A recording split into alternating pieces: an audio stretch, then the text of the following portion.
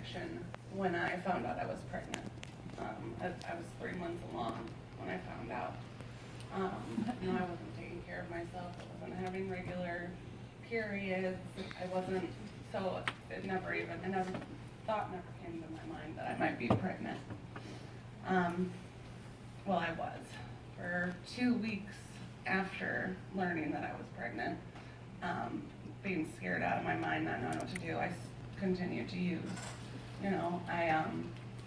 I kept thinking about it, and the only way that I saw out was either suicide, abortion, or just keep on going and see what happens, because that's the way my mind had trained itself to think. Well, thanks to some amazing support of the child's father and my own mother, it took about 2 weeks, and I finally decided this is not me. I'm not going to do this.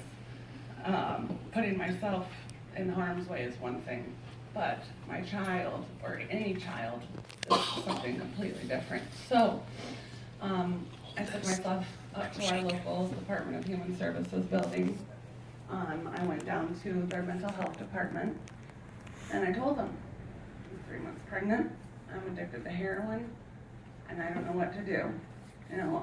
Yes, I feel suicidal. Yes, I feel like that'd be the easier way out.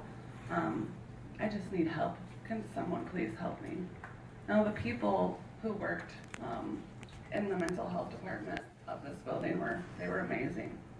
The counselor that I spoke with, she just constantly was reassuring me, you're doing the right thing. We're so glad you came here. You are doing the right thing, And, because I was just so afraid of the judgment that I was going to get, because I knew it was coming, and I knew I deserved it, And so she talked me through it all. She called up to our local hospital, and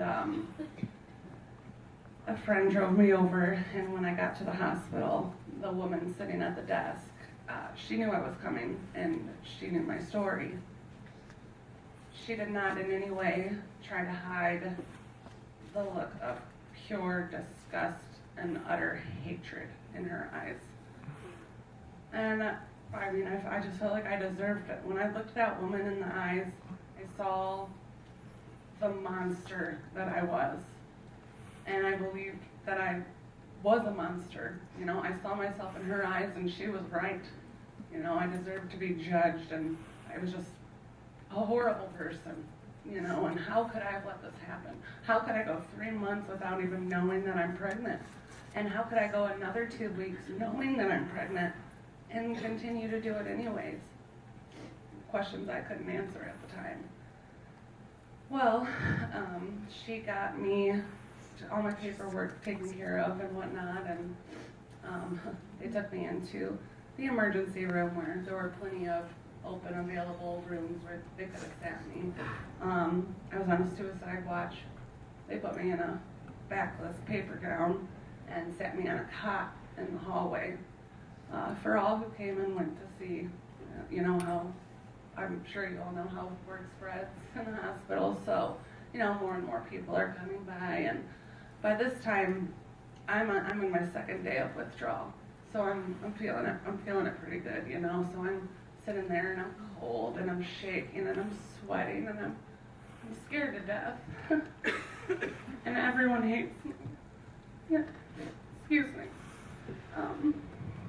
After everything that I put my mother through, I called her. She was right there. She came and she sat by my side with me on that cot in that hallway. I'd say it was around about 5 hours I sat there. And they finally came over to me and said, you can't stay here. We don't have, they didn't have a NICU at that hospital. They didn't have any of the things that they said they needed to be able to take care of me. So, 5 hours each hour, this withdrawal is worse and worse and worse. And they finally get me to the hospital in the next town over. When I got there, it was no different. Yeah, you can just feel the hatred just coming off of people, and just look, and it was just horrible. But I felt I deserved it. You know, I just wanted to tell everybody, I know, I'm horrible, and I know that, but I'm here for help. So, when I got into a room there, they had 3 nurses come in, plus I was on suicide watch, and I mean, I was a heavy user. We're talking about $300 a day for 4 years straight, injecting. My arms, my veins they were nothing, they were gone. These 3 women stood, I would say, for about an hour, just jabbing at me with these needles. And, you know, I was in horrible withdrawal. My veins were retracted. They're ruined anyways because I ruined them. Completely dehydrated. No one had even offered me a glass of water. And these women, they just repeatedly are just, you know, jabbing me and stabbing me with needles, you know? I mean, needles, the same needles that I was using to, you know, jab myself with. And it was just, mentally, it was really messing me up. I feel like these women were experienced nurses. I feel like they knew that they weren't going to get into a vein anywhere near where they were going, and they were getting aggravated with me, and I was hurting and aggravated by them, and you know, I'm shaking and spasming, and they just hate me. And they don't hide it whatsoever, not at all. Just, you know, you're going to have to stay still. This has to be done. It's not our fault you did this to yourself, which of course it's not. I know that, you know, and just they ended up going and getting another lady who came, and she ended up putting it up near my thumb. And so by this time, I mean, it's several hours later. I'm almost into my 3rd day of full-blown withdrawal after 4 years of using, with 3 days of nothing. And by this point, I'm starting to act out because, you know, why not? I'll be the junkie that you see me as. You know, I'm shaking, I'm sweating, and now I'm screaming and I'm crying and I hate everyone and I hate everything, and I'm sorry I even came here hoping for your help. I really am. And just, you know, nobody came in the room to speak to me. Nobody, you know, nothing.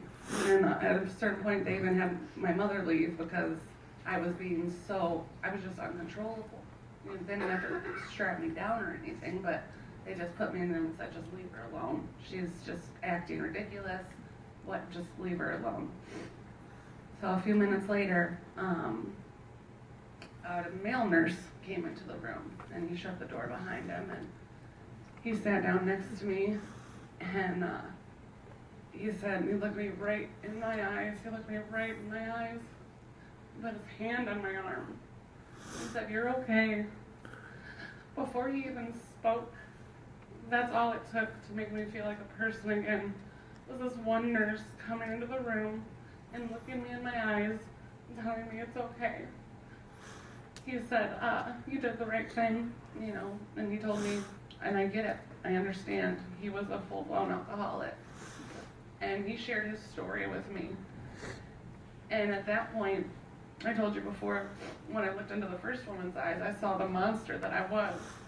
When I looked into that nurse's eyes, I saw the person I could be. Okay? I saw the strength. I saw how he was respected and just how amazing he was. Sorry, I don't use microphones often. And, you know, after that, I calmed down. The hospital started giving me methadone.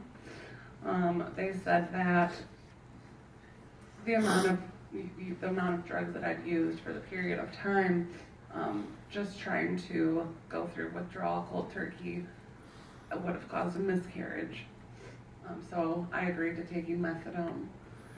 So this led to having to drive to an outpatient facility every single day during my pregnancy to go to and get a little dosage of methadone. I started out at 30 milligrams. It felt completely normal and healthy and fine. The pregnancy went great. I did everything the way I was supposed to do it. By the end of the pregnancy, I was up to 175 milligrams of methadone. Okay. And I just hated this stuff. I just wanted my baby boy to be okay. So time came, and we went. Our town doesn't have a doctor who specializes in pregnant women on methadone or anything like that. So I actually delivered it in Toledo. I got there and I was pretty much I was ready to go.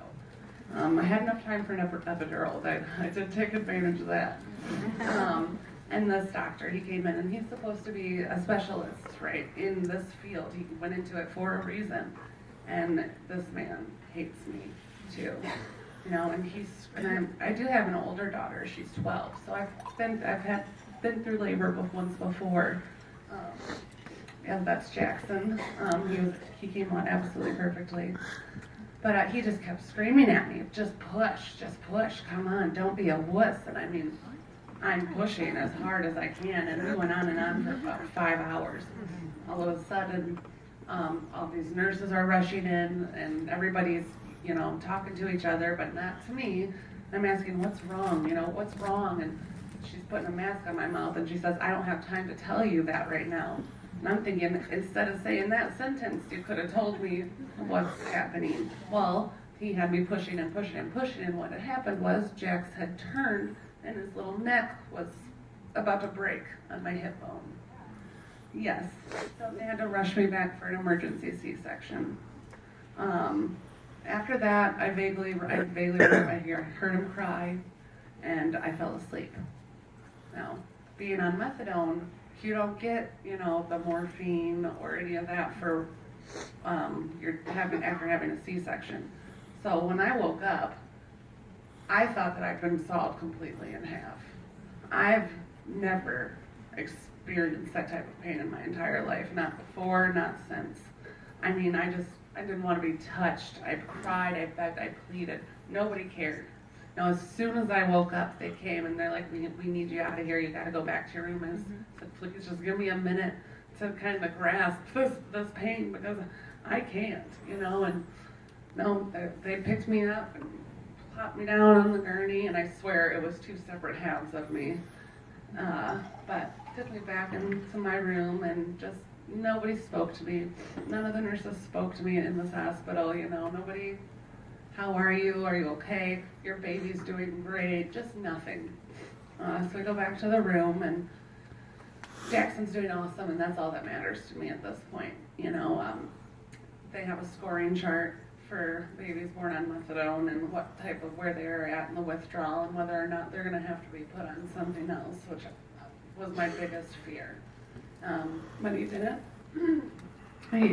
He scored very, very low every time. There were times when there are things on those score charts that every newborn baby does, you know, to an extent. And there was one nurse who, I mean, she would, I don't know exactly how to explain it, I apologize. I think she was over pointing because I don't think she thought I deserved to take my baby home. And I don't blame her.